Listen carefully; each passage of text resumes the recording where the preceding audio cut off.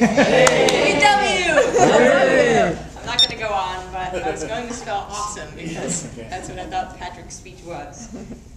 He was not very stolen throughout the speech, which was last year's word of the day, because I just realized we didn't have one for this week, which means unemotional. He was very, very emotional, which is what I loved about it. I thought he had great vocal variety. I thought the audience interaction, just with saying the cheer and also with asking questions, was very effective. I thought he kept us very entertained. There's a little bit of humor about being a guy cheerleader that went along with that. There was great body movement around the whole area. I think the best thing about the speech was that it was a second speech and he had no notes at all, which is very admirable of. Some improvements I thought was maybe he could have talked a little bit more about cheerleading being a contact sport and where that is in the law, if that's actually being answered, or at what point. I was a little confused about that. The conclusion ended with "that's it," and you might want to consider saying "thank you" instead of that. And I'm very much looking forward to the next one. Thank you.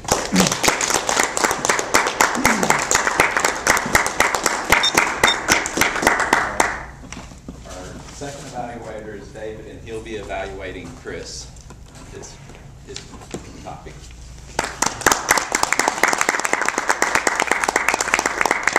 Hello, fellow Toastmasters. Welcome to our guests. How many people have a positive role model in their lives? Raise your hands. How many people who have positive role models in their lives are family members?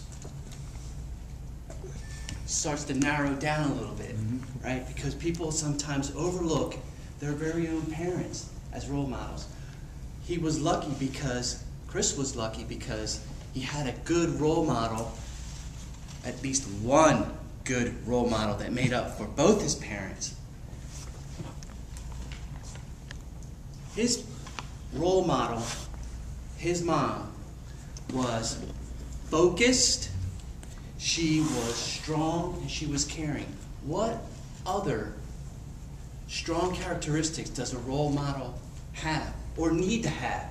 Someone who has an example, as an example, set the course for Chris's life.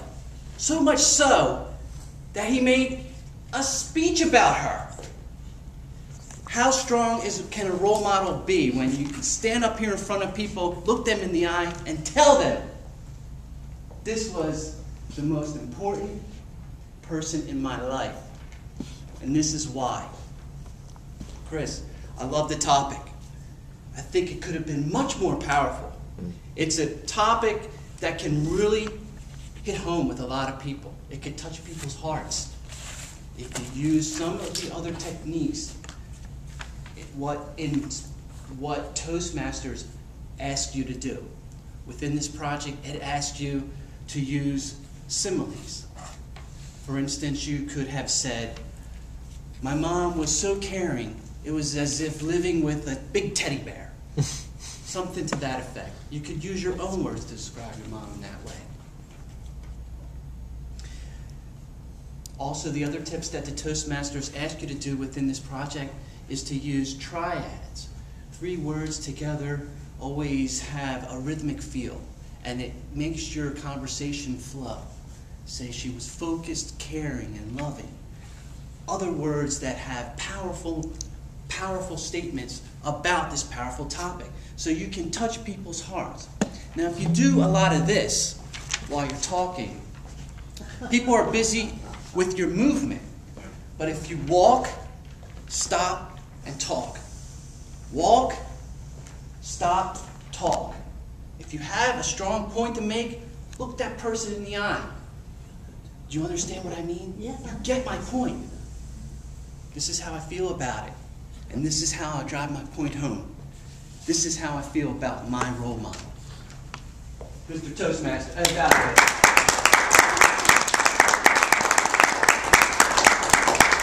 Our first speaker was Arnie, and Ernie, and his evaluator is Arnie.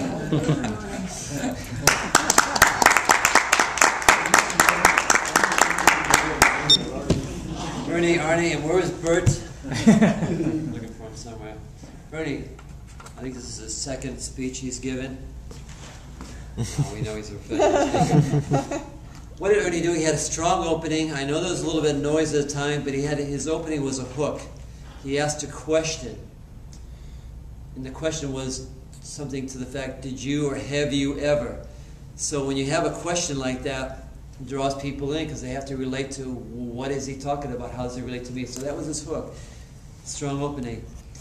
One thing that confused me a little bit, but when Ernie came up, and I know sometimes we've had trouble with this in the past, we've had to bring it back, and that's what Karen did, but when Ernie first came out, and like saying, he was sort of, I think he was looking for his power position, because he went around the table here, so as one a little bit, were you looking for your power position that we were doing?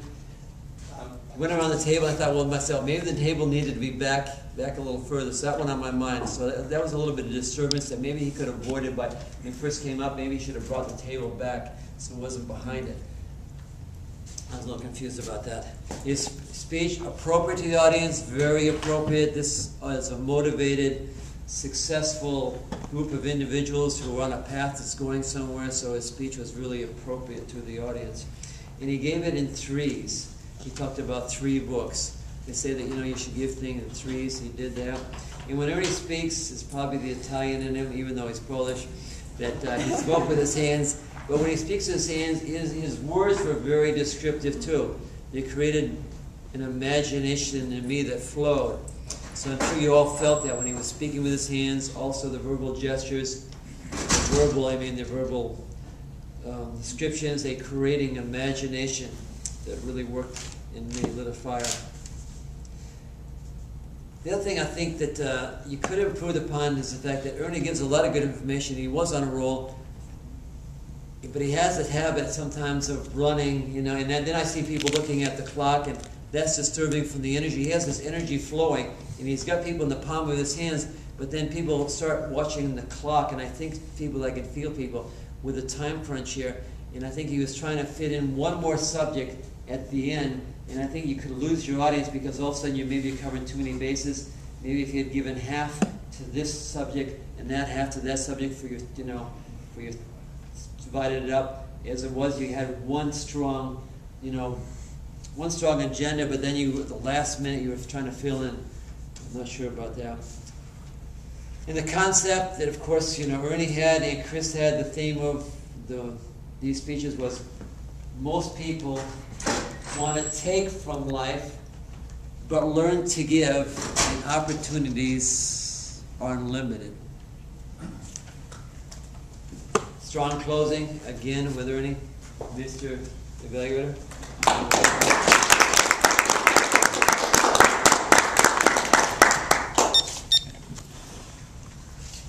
Now I'm going to call on the counter to give her report.